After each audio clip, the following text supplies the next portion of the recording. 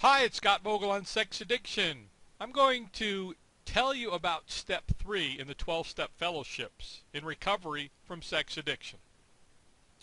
Step 3 says, made a decision to turn our will and our lives over to the care of God as we understood God. This is an action step. I need to make a decision. I need to turn my entire will and my entire life over to the care of God as we understand God. Now, that's very scary for a lot of people who don't believe in a God yet, to turn everything over. I need to make a change in the course of my entire life when in recovery from sex addiction. I've got to make a decision, and there'll be a little effect if I don't take action once I've made the decision. I don't have to believe in God, just my definition of the God of my understanding. But I do have to turn over everything in my life.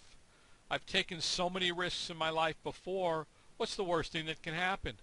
Take the risk, take the leap of faith, and turn your life over to the care of God. Worst comes to worst, take it right back.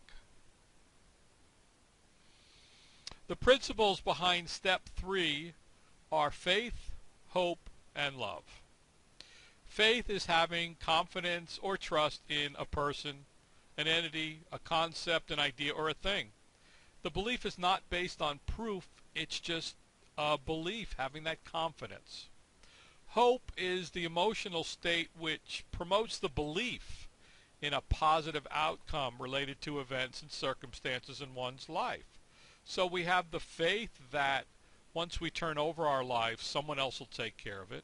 We have hope that life will get better because we do this.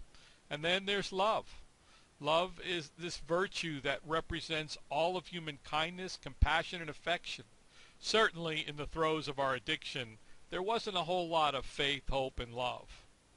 And when we love, we have to love ourselves, we have to love our God, and we have to love others.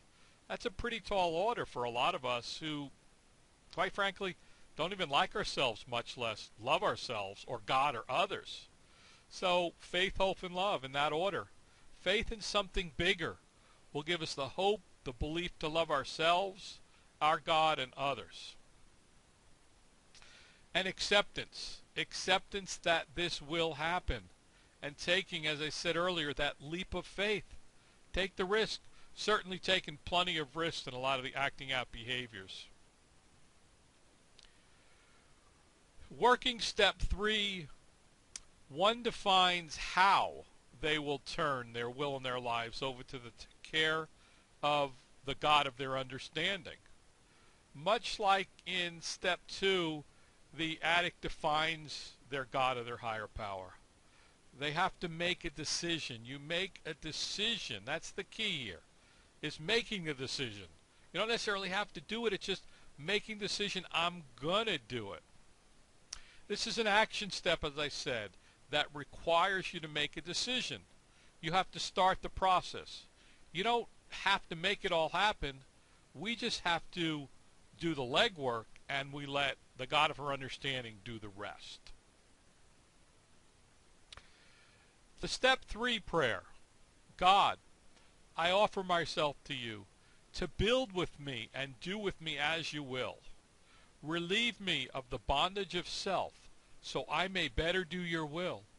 Take away my difficulties so victory over them may bear witness to those I would help of your power, your love, and your way of life.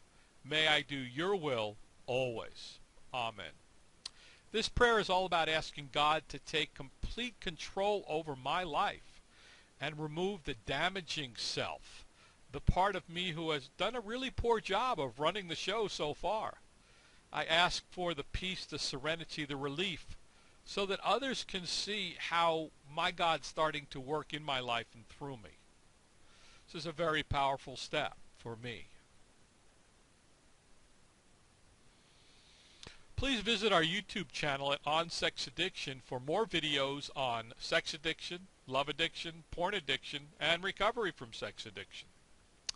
Go to www.onsexaddiction.com for a free video that explains what sex addiction is, 7 symptoms of sex addiction, the 4 traumas of sex addiction, the faulty core beliefs set up by sex addiction, and the 7 paths to success in recovery from sex addiction, as well as more information about sex addiction and sex addiction recovery.